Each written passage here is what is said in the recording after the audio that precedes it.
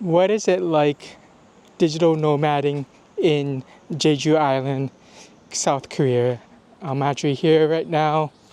I've been here for over a week now, and I'm taking a walk around here by the water. I can show y'all. So this is how it looks.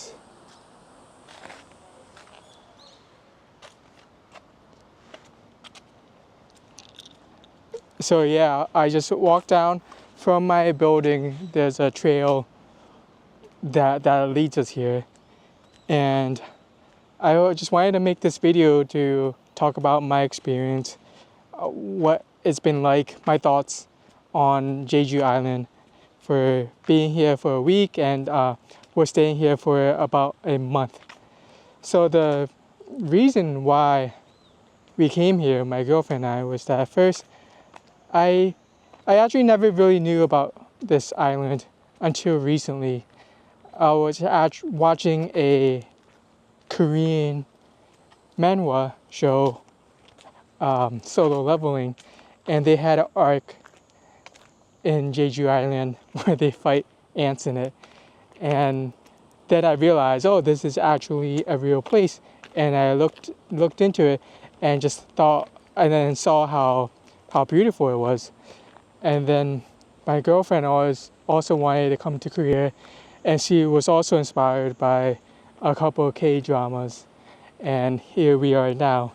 And it's kind of funny how we can go from seeing something on TV, on the screen, to actually being there now. So we flew here from Taiwan, and then the first thing I noticed that even on the airplane, there's a lot of kids. About the flight from Taipei to Jeju, like 25% of it was kids. And then just walking around, you see a lot of kids out and about, walking down the streets, on the buses. So it's a very family-oriented place, that's for sure. And so that's something I've noticed. And then the price. So pricing for restaurants, it's pretty expensive. It's the same price it's on par from where I'm from in Vegas and in America, maybe even more expensive.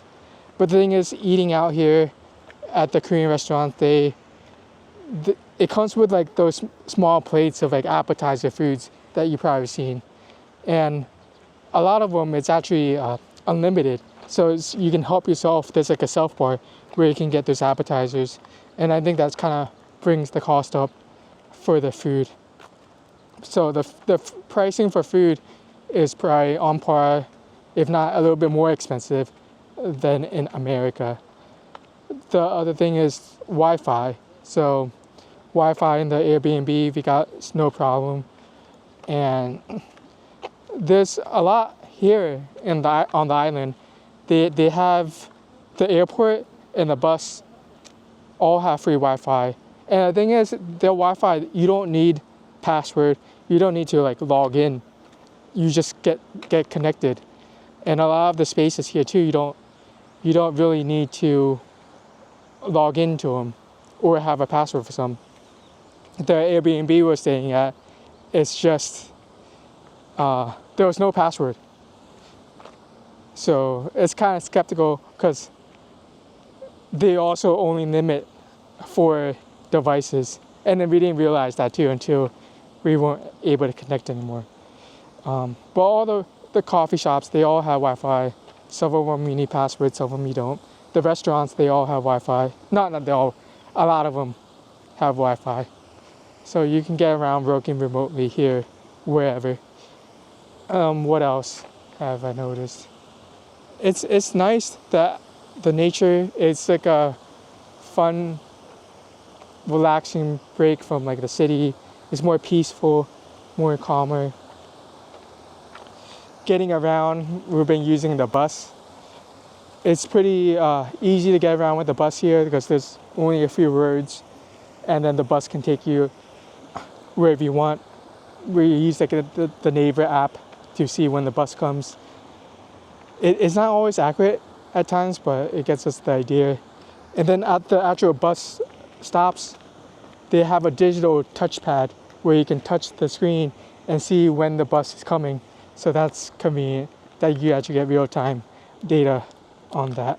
Another thing that really struck out to me was the trash system. And this was something we weren't prepared for.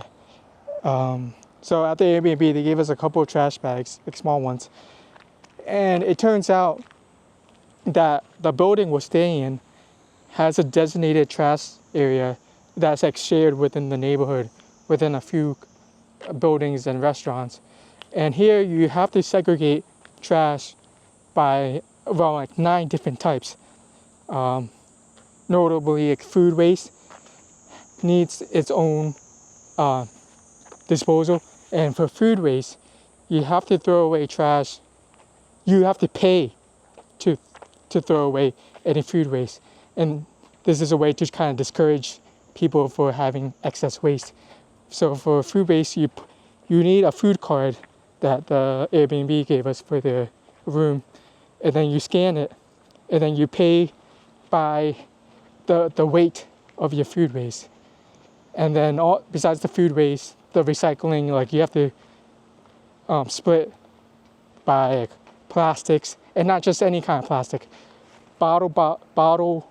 Plastic bottles is one plastic, and then the rest of other kind of plastics, and then separate by paper, by cardboard, aluminum, and then the trash bag that we got from the Airbnb is like it's for incinerating. And you have to pay for that plastic bag. So you get the plastic bag from a convenience store, but to incinerate that, you have to pay. And then if in that incinerate you have things that are recyclable or food waste, you can get a fine for it. So that's something that was like the biggest shock factor, that the garbage system in Korea that I didn't know that you have to do here. And it also made me think of like how like opposite it is. How like the Korean culture with the food restaurants, they give you so much free appetizers, and to a waste too, because I rarely see people eat all of those appetizers. There's always like food left over, but their trash system is like the opposite of it, where you have to be very specific and minimalize the amount of trash you have. So they don't like waste here. And also with the Airbnb, it was also unique that we have a cap on utility, and I had to make a deposit in addition, separately from the Airbnb, to make sure that we don't go over our utility, or else they take from it. So they can be strict on usage, energy, and trash as well. So those are the main things I've noticed. It's been fun overall. The food's fun.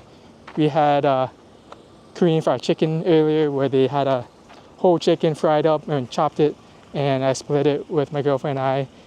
Half was plain, the other half was sweet and sour. So the food's been fun. Overall, it's a nice break, nice change of atmosphere. Probably not something to do stay long term for me, but a month is good.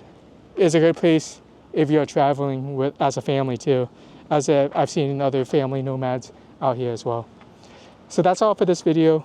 Stay tuned for more where I talk about my journey for my web development business, coding, traveling, entrepreneurship. Thank you so much for watching.